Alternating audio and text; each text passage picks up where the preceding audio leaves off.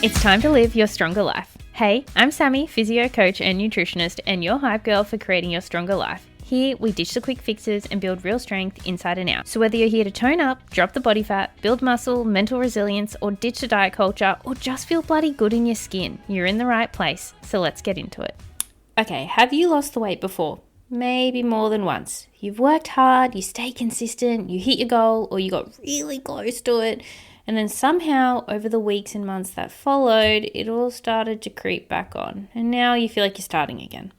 If that pattern feels familiar, I want you to know you are not alone. I hear this from women in my DMs literally every single day. I've lost the same 10 kilos 3 times over and I don't understand why I can't keep it off. I did everything right and it just keeps coming back.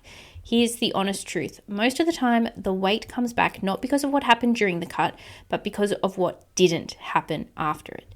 The actual maintenance phase, the phases that almost every woman skips.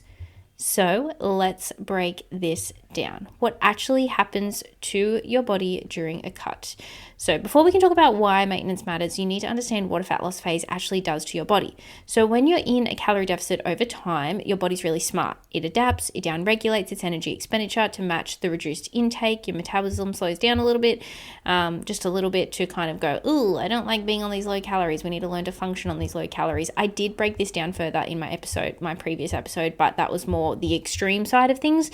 But even in any sort of calorie deficit, this does happen to a certain extent. The hunger hormones change. Your ghrelin that drives hunger goes up during a deficit, and leptin, the hormone that signals fullness and satisfaction, goes down. So your body's actively working to get you to eat more because it's just trying to survive. The longer the deficit, the deeper it goes, the more pronounced these adaptations become. Listen to my episode that I literally posted right before this one. So when the cut ends, and for most women, it ends abruptly without any kind of structured transition. And so the body is primed to regain. Hunger is elevated, metabolism is suppressed, and if you go straight back to eating at a higher intake, or quote unquote your normal, the body reabsorbs all of those extra calories like a sponge and the weight comes back, sometimes faster than it came off. And more often than not, the reason why it does that too is because you do a diet. You do a fad diet with a label on it. You don't do something that's just your lifestyle and then you adjust your calories. And so when you build these healthy habits as your foundation, the transition from being in a dieting phase to being at maintenance is very minor. It's not that big of a deal. But when you go into these fad diets, and then you go back to your quote unquote normal, that's why the weight just comes flying back on super quickly. So here's the pattern that I see over and over again. Women go on a cut, lose some weight, get close to their goal, or they hit it, and then they get tired, and then they stop. And then one thing happens. One of two things happen. They either go back to eating normally, like I mentioned before, but normally was already above their new maintenance, because when you lose weight, your maintenance calories actually do change. And because you didn't establish what maintenance looked like before you started the weight loss journey, you don't know what it is for your new weight loss journey. So the calories are higher than maybe what they should be, or you didn't build those habits like I just mentioned. So then you go back to what you were doing before, which is what got you in this mess in the first place. Therefore, of course, the weight was going to come back on.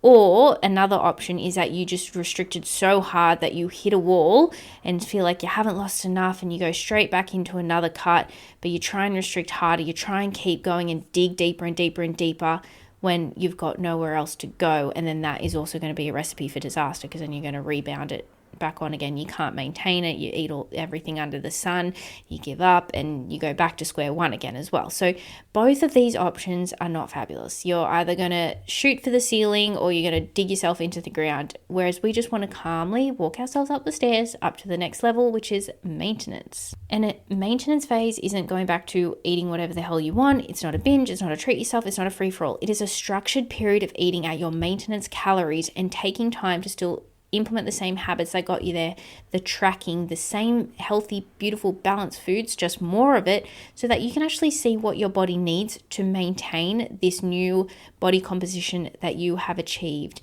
and have it there so you can really go, okay, the weight's stabilized, we're good. So the diet doesn't end when the calorie deficit ends. The dieting phase or the body recomposition or the body transformation phase, it ends when you've learnt to maintain it and you've stayed there for a little while. And too many women totally ignore that and they just go, oh, lost the 10 kilos, go back to normal. Oh, regained all the 10 kilos back on. Like, of course you are. What got you here is not going to keep you here. You have to do other things because otherwise you're just going to go back to square one again. So what is maintenance actually? Let me define this clearly because I think there's a lot of confusion. Maintenance is not a diet. It's not restriction. It is the calorie window where your weight is roughly stable. You're not really losing and you're not really gaining. It's stable. But also the scale is going to fluctuate. That's just absolutely normal, but is roughly where you can stay. You can build muscle and improve your body composition at maintenance though, because you can build more muscle, which also you can kind of lose a tiny little bit of body fat. You can get recomposition effects even at maintenance calories. But for most women coming out of a cut, maintenance is going to be higher than what they were eating during the dieting phase, but you can find it gradually as well. So you don't just flip a switch and like triple your calories overnight or anything like that. It's like, first of all, you bring your calories up to like close to your maintenance or the bottom end range of your estimated new maintenance. And then over those next couple of weeks, you just creep those calories up to find what your new calorie maintenance range is. You can do it as gradual as you need to based on, how low your calories were, how long you were dieting, how your body's responding, how's your digestion, how's your mental health. Like, there's a lot of components and factors to consider. Some jump straight up to maintenance, don't muck around. Some may want a slightly slower approach.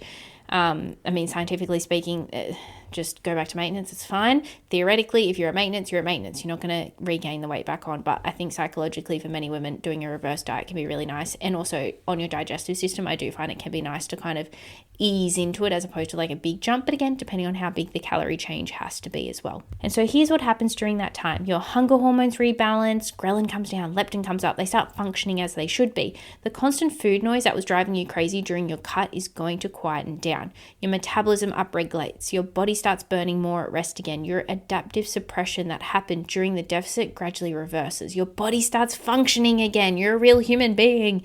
Your training and performance is going to improve. You're going to be able to build more muscle. You're going to be able to sleep better. Your energy is just going to improve. And most importantly, you learn what it actually feels like to eat at maintenance calories, still tracking it. What that looks like on your plate, what it feels like in your body, how to maintain your results without being in a constant state of restriction. And that last one is huge because that is the goal. That is the actual end goal for most women, is to not have to worry about losing weight forever. It's to reach a weight you're happy with and be able to stay there without it consuming your entire life. You cannot learn to maintain when you've never practiced maintaining though. So why do women resist maintenance? And I just want to spend a bit here because I think this is very important. When I tell women they need to spend time in maintenance, the resistance is real, but I haven't hit my goal yet. But if I stop cutting, I'll gain it all back. Maintenance feels like I'm giving up. The scale's not moving. And I hear you, and I want to address all of that with you right now. First of all, if you haven't fully hit your goal, maintenance doesn't mean you'll never get there. It means you're taking a strategic break before the next phase. Your body will respond better to the next cut if it's had time to recover from the last one. You will lose more fat more easily from a recovered baseline than from an already suppressed one. Think about a car. You take a car in to get a service, otherwise you just drive it into the ground. You are literally a car. You need pit stops, you need tire changes, you need fuel changes. It just is what it is. Another reason is if you're afraid of gaining it back during maintenance, that fear is usually a sign that you've never actually built the skills to maintain. And the solution is not to keep cutting. You can't live your life in a calorie deficit. The solution is to practice maintenance, and you build that skill by actually doing it. And the other one, maintenance is not giving up. Maintenance is the most sophisticated phase of a fitness journey. It takes you to a more expert level. Beginners are afraid of maintenance levels. It requires real nutritional awareness, real consistency, and real trust in the process. Maintenance is not an easy option.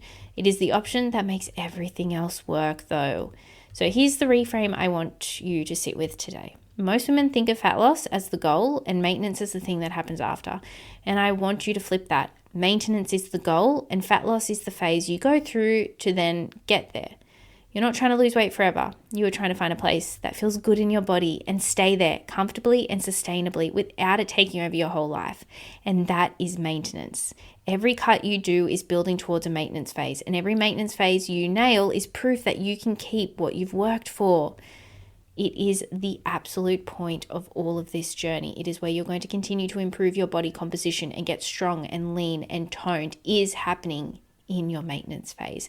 The fat loss phase just reveals everything that you're building underneath. You cannot live there. So I hope this episode and the one previous combined has clicked something for you. Because this is the conversation I have in the DMs all the time. Women who are exhausted from cutting and cutting and cutting and never getting anywhere. And almost the answer is the same. You need to spend more real time in maintenance first. And you know what? 99% of ladies that come and join us in our coaching program, we're going to make you do maintenance calories first. Because if we do not build a solid concrete foundation, we have nothing to build a house on. And there is no point in going into a calorie deficit when you're already eating terribly. No structure, no routine, you don't have the habits, you don't know how to track. Why add on another stress of a calorie deficit when we could first make sure we really support your body, support your mental health, support your physical health, get you ready on these beautiful healthy habits so that when you do that fat loss phase, it's smooth sailing and you already know how to maintain because we've started practicing it at the same time. So if you've been in a cut for, more than 16 weeks or more than a couple of months, 6 months, 12 months, dearie me, or if you've lost and regained the same weight multiple times over, then this episode is your sign to reassess your game plan. And if you need help with that, you know where to find me. Thanks so much for listening. If you found this episode valuable, please rate, review, and subscribe. And I'd love if you shared this on your Instagram and tag me Sammy_livestrong. And if you'd like to learn more about my coaching and join the Project Livestrong family, please message me Livestrong on Instagram and I'll see how I can help. I'll see you next time.